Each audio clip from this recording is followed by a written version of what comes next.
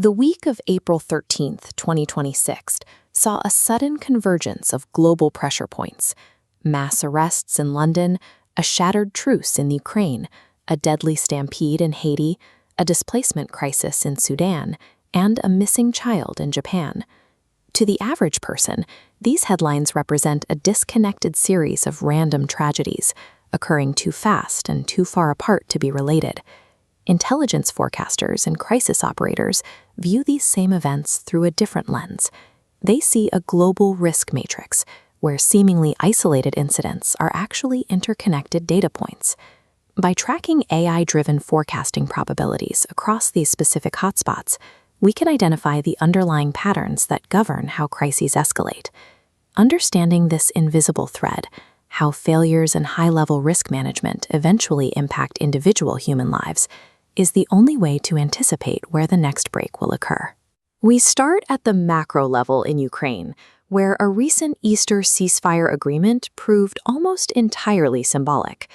Models showed a 97.82% probability that the OSCE monitoring mission would report violations from both sides. Deep-seated distrust and active information warfare made a lasting de-escalation nearly impossible from the start. While Ukraine faces a military stalemate, Sudan is suffering from a massive humanitarian collapse. 9 million people are currently displaced, and a lack of funding now threatens to cut off aid to 1 million more. Despite the urgency, the 75% probability of a UN resolution calling for aid access depends entirely on navigating a bottleneck of political sensitivities. Both situations demonstrate the same lethal paralysis. When polarized international governance prioritizes competing strategic objectives over basic human survival, diplomacy fails to function. Scaling down to the domestic level, the UK government's ban on Palestine action led to mass arrests in London this week. There is an 88% probability that the UK High Court will rule on the appeal by May 12th, a timeline that reflects the state's increasingly hardline approach to public dissent. This creates a dissent feedback loop.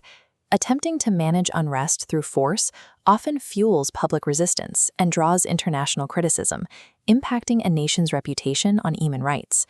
A state's failure to build trust with its own population creates a domestic version of the same polarization that stalls peace at the global level.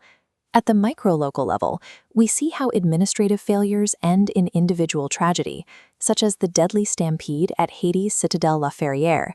There is now a 94% probability that UNESCO will announce a formal safety review, a move that comes only after the site's crowd management protocols were proven insufficient. In Japan, police are searching for 11-year-old Yuki Adachi.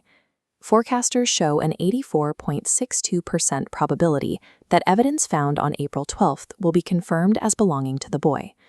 Just as in Ukraine, information integrity is vital here.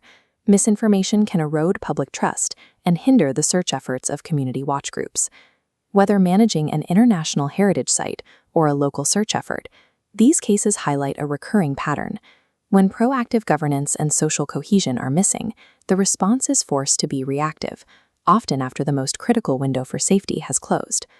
Looking across the entire matrix, from macro-level war zones to local tragedies, every scale of crisis is defined by the moment proactive risk management is abandoned in favor of desperate reaction. These probability scores, 75%, 88%, and 94%, function as countdown clocks, marking the dwindling window for intervention. A 94% probability of a Haiti safety review sounds decisive, but it only triggers after casualties have peaked.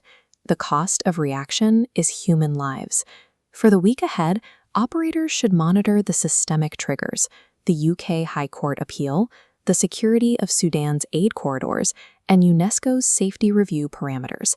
In a landscape defined by entrenched hostility, maintaining institutional trust and clear transparency is the practical mechanism that keeps these intervention windows open long enough to be effective.